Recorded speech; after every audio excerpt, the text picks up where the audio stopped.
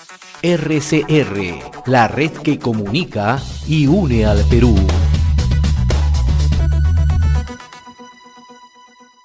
Saludamos, le agradecemos como siempre la generosidad que tiene con RCR, Red de Comunicación Regional, a don Oscar Caipo, quien es el presidente de la CONFIER. Qué gusto saludarlo, señor Caipo. Muy amable como siempre.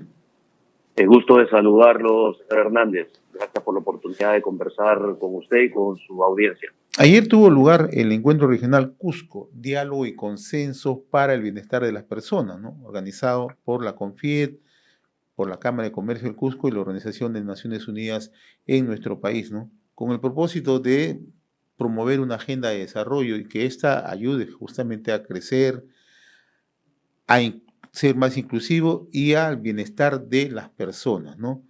¿Qué agenda pendiente se ha podido recoger de este diálogo, esta conversación en el Cusco, que es un punto neurálgico por su avance que tiene en el turismo, por el avance que tiene por las inversiones que tiene la región, ¿no? Y también por la dinámica que ha alcanzado en los últimos años, ¿no?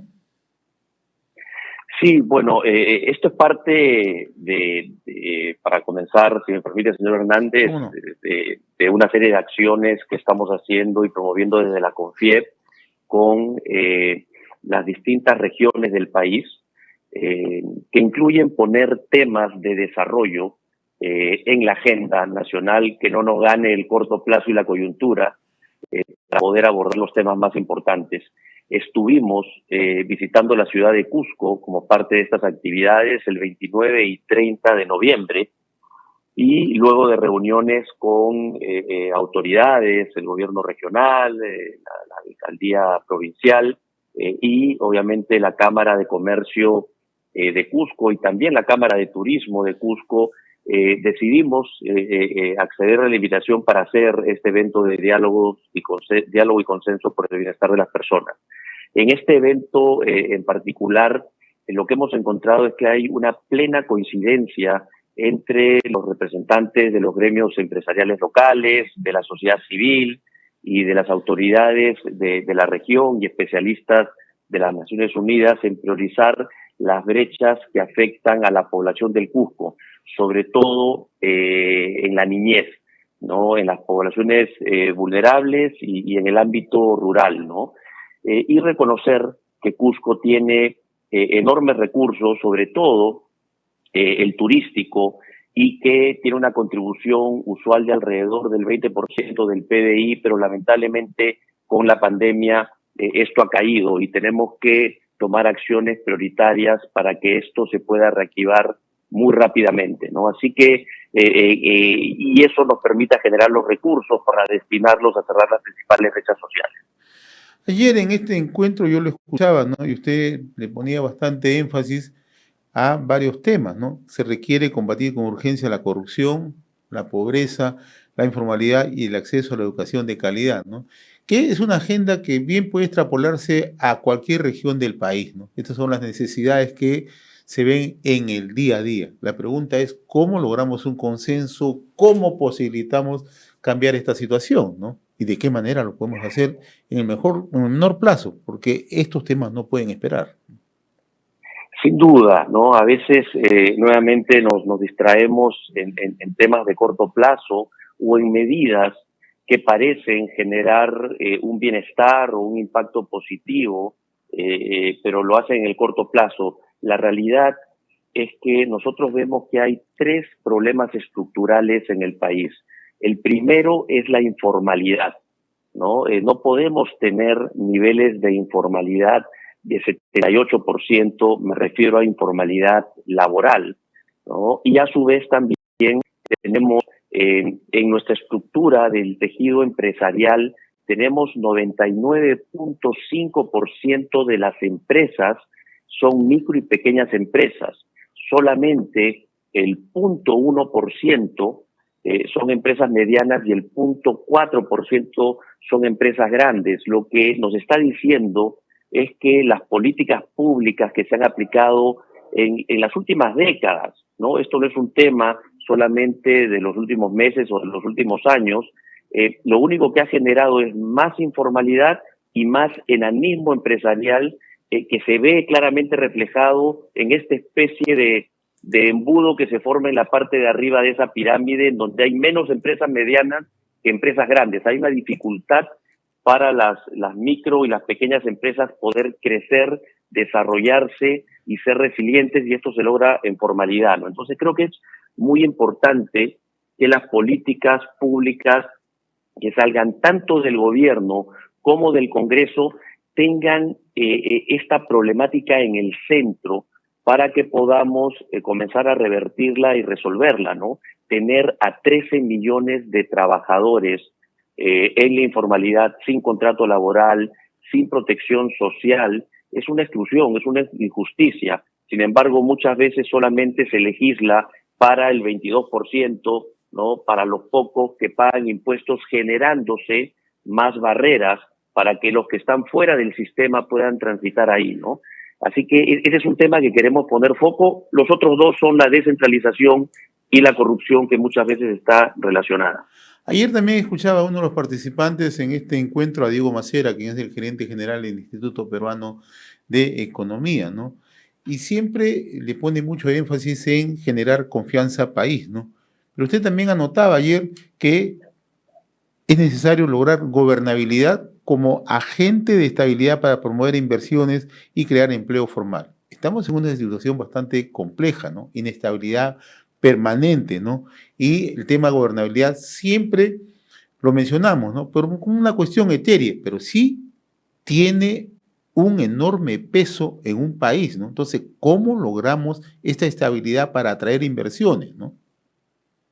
Sí, yo diría que en primer lugar los gobernantes deben actuar con responsabilidad, ¿no? Y la responsabilidad se tiene que ver reflejada en las principales decisiones que se toman, las prioridades, ¿no? De los temas que se ponen en la agenda, ¿no? Y lamentablemente en este gobierno del presidente Castillo no hemos visto esa responsabilidad, lo que se ve evidenciado no solamente en tener 4 gabinetes en prácticamente 7 meses, sino la consecuencia que tiene ese hecho y la afectación que genera, ¿no? Una de las consecuencias es la inestabilidad política, ¿no? Cuando se nombran a personas con cuestionamiento y que no tienen la capacidad técnica y en algunos casos idoneidad, tenemos pues obviamente los cuestionamientos de la opinión pública, de la prensa, en el Congreso, y todo eso genera un clima de inestabilidad. Pero por otro lado, lo que es más grave aún es muy difícil avanzar con una agenda mínima para comenzar a resolver y abordar los principales problemas y necesidades que tiene el país. Un ejemplo, los niños y niñas regresan ahora en marzo al colegio. Hemos tenido 3 ministros de educación, el Ministerio de Educación, que tenía que haber ejecutado el presupuesto de obras públicas para mejorar la infraestructura y preparar los colegios luego de 2 años que los niños no han ido. Prácticamente ha sido el ministerio que menos ejecución tuvo. Obviamente, si es que uno tiene 3 ministros y a su vez los ministros van haciendo cambios, ese es el impacto que se genera de no poder atender a las necesidades de la población. Hay buenos ejemplos. Un buen ejemplo ha sido el Ministerio de Salud, y digo ha sido en pasado, ¿no? Porque se nombró al ministro Ceballos. El ministro Ceballos entendió el nivel de responsabilidad que implicaba estar en medio de una pandemia, en un proceso de vacunación que había dejado el gobierno del presidente Sagasti muy bien encaminado con compra de vacunas, y lo que tenía que hacer era mantener el equipo, mantener la estrategia y con eso tomar velocidad, conseguir vacunar a la población, salvar vidas y ayudar a recuperar la actividad y la economía, y lo hizo bien. Aquí hay 2 claros ejemplos de cuando se toman buenas decisiones, hay buenos resultados. Cuando se toman malas decisiones, malos nombramientos, hay cuestionamientos, no podemos avanzar, y quienes se afectan es la ciudadanía, la población, todos los peruanos. Y claro está que también falta autocrítica y también falta aceptar, mirar los errores y aceptar las propuestas que vienen. ¿Por qué le planteo pregunta del señor Caipo, ¿no? Usted ha tocado el tema de educación, un tema crucial. Y esto sirve para el Cusco, sirve para Huancavelica, sirve para Cajamarca, para Piura u otras localidades donde llegamos, ¿no? Ha transcurrido más de 2 años de la emergencia nacional. Estamos a punto ya del 16 de marzo, 2 años de la emergencia. En el gobierno del señor Vizcarra se hizo anuncios que se iba a dar el impulso a una reconstrucción de la educación, ¿no? Entendiendo que estábamos en pandemia y se requería, ¿no?, actuar en el tema educativo. No se ha avanzado, ¿no? Y hay elementos con los cuales se pueden contar. Usted acaba de mencionar el tema de infraestructura. Y algo que ha venido funcionando con marcado éxito es el tema de obras por impuestos. Entonces, eso se requiere simplemente voluntad, decisión. ¿Por qué no se hace? Y esto mucho más bien da lugar a que se inicien construcciones que muchas veces están limitadas por otro elemento, la corrupción. Así es.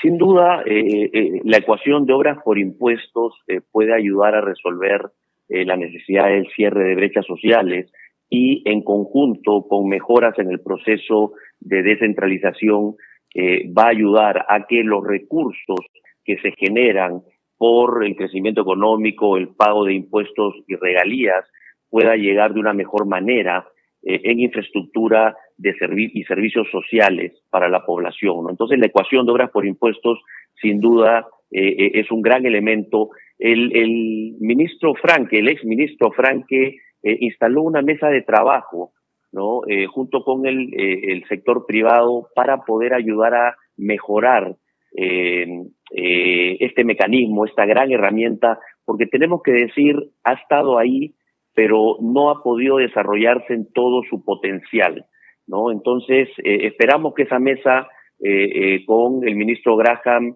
gane dinamismo y podamos justamente hacer las mejoras necesarias para poder acelerar el monto de inversión anual. No fue el que refleje el potencial de la cantidad de impuestos pues que se pueden generar y beneficiar rápidamente a las regiones, ¿no? O sea que claramente es una oportunidad de mejora, señor Hernández. Estamos dialogando con don Óscar Caipo, el presidente de la CONFIED. Permíteme ser reiterativo en estas preguntas, porque en las dos anteriores oportunidades que he conversado con usted, siempre le he preguntado sobre el riesgo país y la predictibilidad, ¿no? ¿Por qué? Porque nuestro país tiene tantos cambios en los últimos meses, tanta incertidumbre, que siempre es pertinente preguntarle a los agentes económicos, a los representantes de los gremios. Usted pertenece al gremio empresarial más importante como es la CONFIED. ¿Qué pensamos sobre el riesgo país y sobre la predictibilidad? Mi pregunta es muy puntual. Usted conoce muy bien el tema de Cajamarca, ¿no? Y justamente uno de nuestros oyentes que nos está escuchando a esta hora nos plantea esa pregunta, ¿no? En Cajamarca la semana pasada, señor Caipo, ha tenido lugar un certamen muy parecido donde se han analizado los consensos para el desarrollo de Cajamarca, ¿no? Y todos coinciden que Cajamarca tiene 18.000 millones en cartera, ¿no?, en proyectos de inversión minera. Esto no se puede destrabar por muchas razones, ¿no? Porque no hay un acompañamiento del Estado para poder impulsar estos proyectos, el alto nivel de conflictividad, ¿no?, el interés de algunos sectores, de algunos organismos no gubernamentales en generar estos proyectos y que puedan generar desarrollo, ¿no? ¿Hacia dónde podemos estar, ¿no? El caso de Cajamarca es un ejemplo que hay que mirarlo con mucha atención, ¿no? 18.000 millones en cartera de proyectos que no se pueden ejecutar. Me gustaría conocer su opinión, por favor. Sí, sin duda, es una gran oportunidad. La minería, digamos, es debería ser el gran motor que ayude a salir al país de la crisis y avanzar hacia el desarrollo, ¿no? Obviamente tenemos que desarrollar minería con sostenibilidad y en armonía con las comunidades, ¿no? Cajamarca, señor Hernández, es un buen ejemplo de una región que está bendecida por este recurso natural y que lamentablemente por algunos elementos y motivos ideológicos en el pasado y también por corrupción que todos conocemos, no ha podido explotarlo correctamente en los últimos años, ¿no? No han habido grandes inversiones y hay este stock de proyectos por tomar decisión de inversión, ojalá en los próximos meses. Y lo que ha sucedido es que Cajamarca ha ido retrocediendo en índices de desarrollo, teniendo todos estos recursos a disposición. ¿Cómo podemos tener a Cajamarca en la parte baja de la tabla del índice de competitividad regional que justamente el IPE presenta, ¿no? Eso para nosotros fue muy evidente en la visita que hicimos. Por otro lado, estuvimos hace 2 semanas en San Martín, ¿no? Y nos sorprendió, y estoy yendo al tema que menciona, que San Martín puntuaba y ranqueaba número 1 en el frente de institucionalidad, ¿no? Y entonces esto lo vimos antes del viaje. Cuando hicimos la visita, nos reunimos con el gobernador regional, con el alcalde provincial, con las cámaras de comercio, obviamente, y vimos, tanto en empresarios como en autoridades, una visión de futuro, ¿no? Seriedad en la ejecución del gasto y la inversión pública, y pudimos visitar y ver obras que generaban valor, como un centro cultural que se asemejaba al Gran Teatro Nacional que tenemos en Lima y que era un lugar donde claramente uno podía percibir el orgullo que tenía esa población. Y tenemos que recordar y poner en valor que San Martín hace 30 años estaba sumido en el narcotráfico y en el terrorismo, y que a raíz de intervenciones exitosas, ¿no?, de Vida, de esa época, Cedro, USAID, la cooperación americana, las autoridades, y estoy seguro también, como me comentaron, los militares, pudieron salir adelante, reemplazar esos cultivos, y hoy San Martín son primeros productores en cacao, en café, en palma aceitera y en banano. Y lo que nos presentaron en esa visita, señor Hernández, fueron planes de desarrollo concretos, por ejemplo, en el sector turismo, que es el tercer lugar en el Perú más visitado, luego de Cusco y Lima, solamente que no tiene turismo receptivo, es turismo local y que necesita inversiones. Yendo a la pregunta inicial en este bloque, la estabilidad y la confianza es lo que puede atraer las inversiones. Nosotros hemos acordado regresar para buscar inversionistas, cómo no devolver con inversión a una región tan pujante que está haciendo las cosas tan bien para que puedan seguir avanzando y salir adelante, ¿no? Y esa estabilidad y esa confianza hay que cuidarla. El Perú tiene una estabilidad macroeconómica que hemos tardado 30 años en construirla y que se está debilitando y está en una dirección equivocada. Y esto es por la inestabilidad en los nombramientos, pero también en las consecuencias y las decisiones. Por ejemplo, antes de ayer, en la noche, en una edición extraordinaria del diario El Peruano, se publica un decreto supremo para prohibir la tercerización, ¿no? Sin análisis técnico, sin consulta intersectorial y, lo que es peor, sacándolo del Consejo Nacional del Trabajo, donde el diálogo tripartito entre el Estado, los trabajadores y los empleadores, tenemos la capacidad de ver todas las aristas e implicancias que puede tener una medida de ese tipo.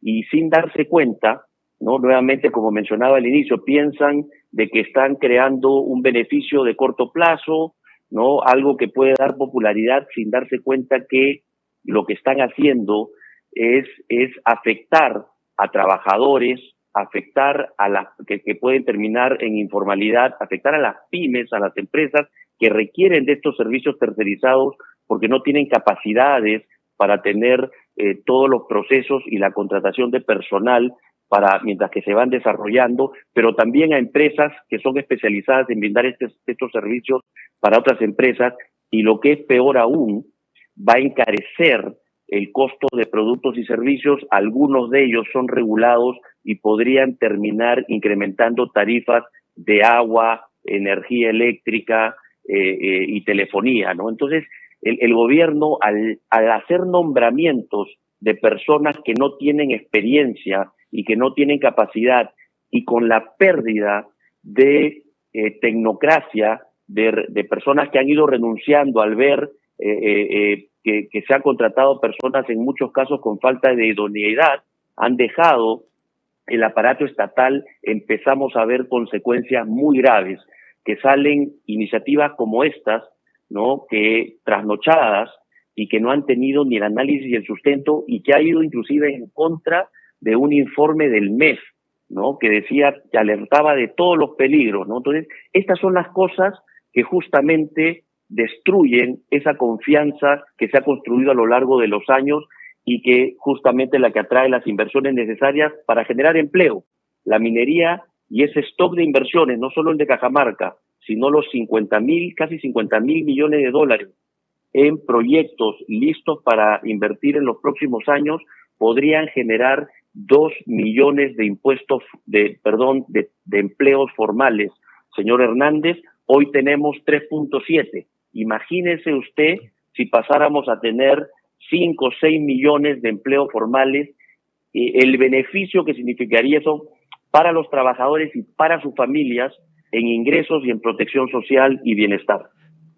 Lo que usted acaba de señalar es bastante serio, don Oscar, ¿no? Primero, que este tema no se ha visto en el Consejo Nacional de Trabajo, se le ha sacado del Consejo Nacional de Trabajo, que es el ámbito natural donde se debe discutir este tema, ¿no? Ustedes han emitido una nota informativa donde dan cuenta, ayer, tanto Confied como un grupo de cámaras de comercio en el interior del país, que los trabajadores, los consumidores y las pymes son los principales agraviados por esta norma, ¿no?, de tercerización, ¿no? Entonces, aquí, ¿qué es lo que va a ocurrir de inmediato? Porque esto hay que mirarlo, sí, de cerca. No se está tocando este tema, porque estamos muchas veces mirando tantos problemas que tiene el país, pero este tema es muy grave, ¿ah? Este tema es bastante delicado por la forma que ustedes nos han metido un contrabando. Es gravísimo, y el impacto es enorme, y justamente al no hacer el análisis técnico, al no hacer las consultas con los ministerios que deberían estar involucrados, y al no seguir las recomendaciones que daban el MEF, creo que el gobierno tiene que considerar seriamente derogarlo. Nosotros hemos solicitado, y entiendo que también los trabajadores han hecho lo propio, en que este tema se discuta en el Consejo Nacional del Trabajo. Nos ha citado inclusive la ministra, que la verdad ha sido un hecho bastante inusitado, ¿no?, que el día que estaba sacando esto mediante decreto supremo, habiéndolo discutido 3 semanas antes como uno de los puntos de agenda para discutir en el Consejo Nacional del Trabajo, y habiéndolo puenteado abiertamente, ahora convoque para discutir seguramente otros temas. Querrán discutir la remuneración mínima vital, pero este tema se tiene que resolver. Hemos visto, por ejemplo, ya una declaración un poco ambigua del premier Aníbal Torres de que la norma ha sido publicada pero no está publicada. También hemos visto un oficio ya del Congreso pidiendo explicaciones a la ministra Betsy Chávez de cómo ha podido salir esto prácticamente entre gallos y medianoche, una norma firmada solamente por el presidente de la República, un decreto supremo, y la ministra sin los niveles de consulta. Aquí algo raro ha pasado, no sabemos por qué esto ha tenido que salir tan rápido, pero debe ser rectificado, derogado, y que vaya a la instancia donde debe discutirse mediante diálogo social y mirando todas las aristas y desde el punto de vista técnico, para que no haya sorpresas, porque lo peor que nos puede pasar con normas como estas es que se afecten todos, trabajadores, consumidores, pymes, o que nos pase lo que pasó con la famosa ley agraria, que también de una manera muy rápida en el Congreso se derogó la anterior, se sacó una nueva, y ahora ni los trabajadores están contentos con esa ley, ¿no? Tenemos que tener la capacidad de madurar muy bien, ¿no?, las normas, las leyes y las regulaciones. Volviendo a la conversación original, señor Hernández, esta norma no resuelve el problema de los más de 13 millones de trabajadores que no tienen protección social, contrato de trabajo, que tienen subempleo, un trabajo precarizado, que tienen, la última estadística a nivel nacional, están en 14% de menor ingreso promedio, porque no se ha recuperado luego de la pandemia, ¿no? Ese debería ser el foco, y para eso el mejor vehículo es generar confianza, de tal forma que el sector privado invierta y genere empleo formal, empleo digno, y que se empiece a regular con una visión de largo plazo para que más trabajadores y más micro y pequeñas empresas puedan transitar hacia la formalidad y ver los beneficios de ello. Don Oscar Caipo, muy reconocido por esta comunicación con RCR, Red de Comunicación Regional. Muchas gracias, muy amable de su parte, como siempre. RCR, la red que comunica y une al Perú.